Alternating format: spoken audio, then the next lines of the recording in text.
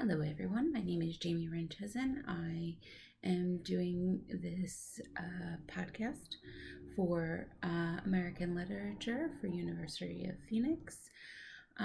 Today we will be talking about how literature has been part of American history, specifically the American Renaissance. Literature has always been an important part of our history, but literature, how it is described today, has always been a little different back when the settlers were coming in. Literature was more used as a form of communication. They used a lot of the writings to document historical events, births, deaths, wars, battles, things like that. They also used it as reports when they were initially settled back to England to basically let them know what they had found when they came here. Coming into the American Renaissance, literature has taken on a whole new role. It has now become an actual form of artistic expression. These people now had less of a fear of being prosecuted for going against the ideologies that were brought over from Europe. More and more emphasis was becoming on self-reliance. More and more emphasis was coming on an internal relationship with oneself and society as a whole, and less was being focused on religion. After the Salem witch trials and all of the things that we've learned about in previous weeks, we've learned that more people were starting to believe that there were just bad things going on, and less so much that anything that goes against the basic ideology is an act of the devil. So transcendentalism in and of itself, it is a theory of thinking that goes beyond just what you can do with your senses. It's more than what you can just hear, see, feel, taste, and touch. That there is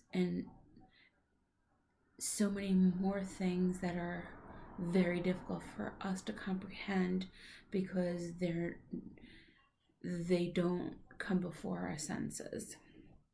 It's a 19th century movement of transcendentalism. Is a movement of 19th century writers and philosophers. It is, quote, an idealistic system of thought based on the belief of the essential unity of all creation and the innate goodness of man. It focuses more on independence and self-reliance than anything else. It really puts on a focus that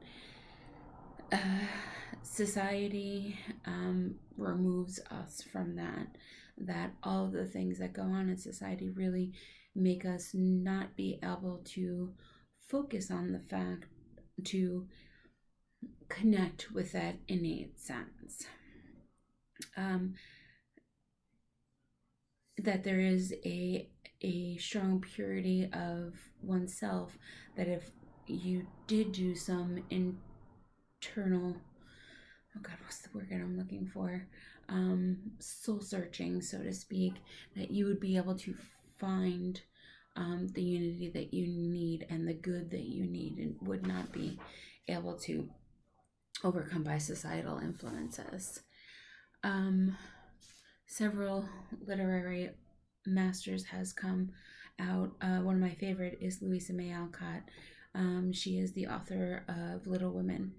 While it is not her only work, I personally by far believe it is probably one of the best works of literature that I think I've ever read in my life. It was actually one of the first books that I bought for my daughter. And when she's old enough, I will continue to read it, and hopefully she'll understand it.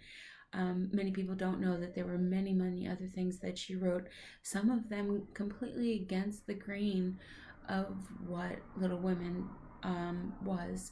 Some of them were very sensational, sensationalized thrillers.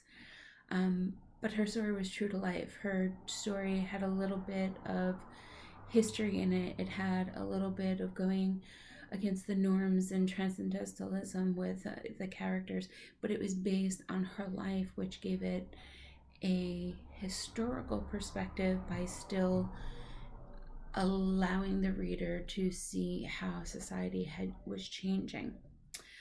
So she wrote Little Women in 1868. It was based on her real life family that was born and raised in New England.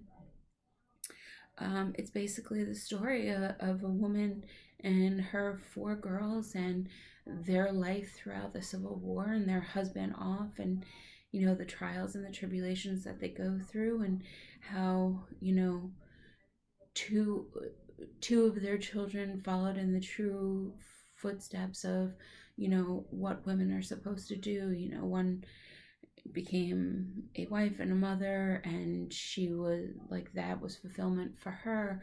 Then another daughter married into riches and became very into society, and that's what fulfilled her. And then there was Jo, who felt the need to break through the glass ceilings of what was expected of women at the time, and that is what fulfilled her.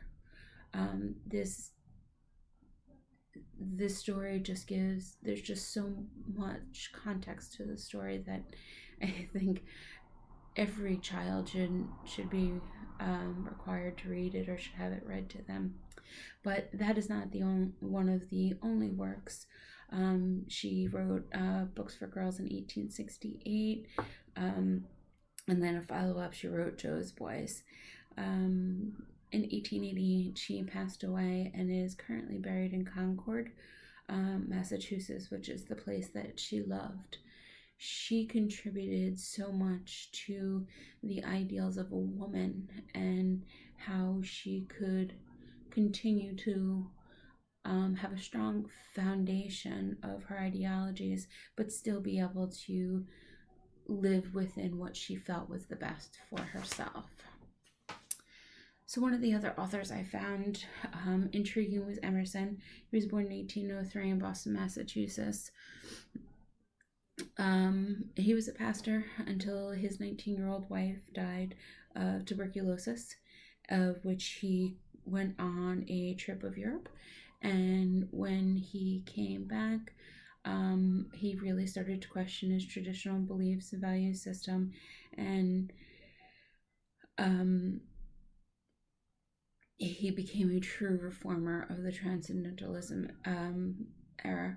He spoke to one of his greatest, I think, attributes is when he gave a graduation speech to Harvard graduates, and he told them to really look into their own relationship with God and how that relationship governs their life.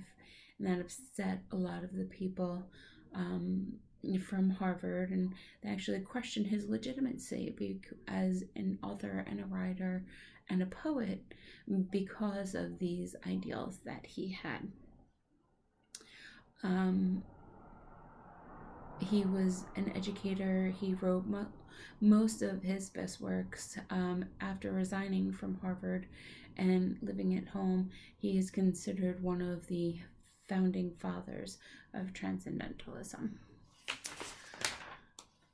The other gentleman I'm going to talk about is Henry Wadsworth Longfellow. He was born in Portland, Maine in 1807. By the time he had died in 1882, he was known throughout the world for his literary masterpieces. While traveling, when he was about 30 years old in Europe, his wife suddenly, no, she did not become ill. She was having miscarriage, I believe, and she died from losing that child.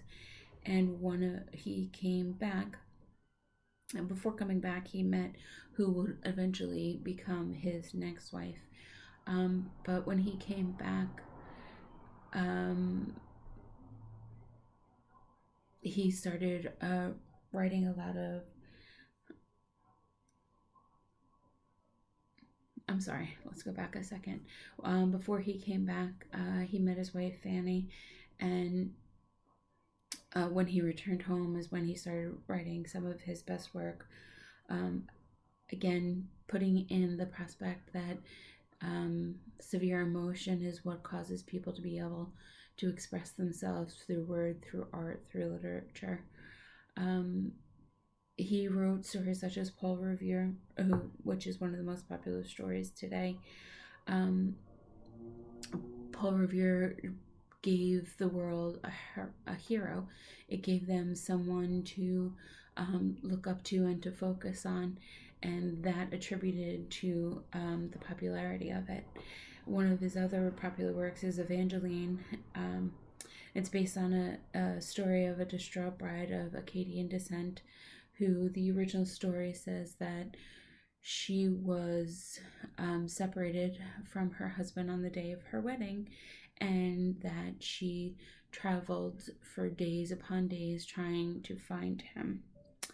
Um, this was actually proposed to one of his other writer friends to be a short story or even possibly a novel. When one of his other friends denied it, he decided to run with it. Now, the thing about Longfellow is historically, he's not so on point as he is literary. Um, he would get the basic facts and then he would just go from there. Um, although there is some historical significance to the story of Evangeline, the snowball effect that went on from that story has continued to um, promote history to this day. Um, the Acadian people were originally from what is now current day Nova Scotia, and they were driven out and eventually settled in Louisiana. And the popularity of the Acadian people and their history, due to Longfellow's writings, has now increased tourism in both areas. There's a historic site in Louisiana that tells the story completely of the Acadian history. Um, the culture and the politics of all of it has been brought into current day history. It allows a an entire culture of people that may have been lost or forgotten about to be relevant because of this literature. Um, each one of those authors has had a big impact on the American Renaissance and has had a lot of impression literary wise, as in with Little Women and with the story of the Acadian people. Um, the works of art that they have given us will carry on through generations and generations, that will give us not only stories, but it actually makes history a little bit more digestible to future generations. Um, it really gives them some information that most of the times they really would not have focused on so much. I have very much enjoyed reading many of these authors, and I thank you for your time. Have a great day.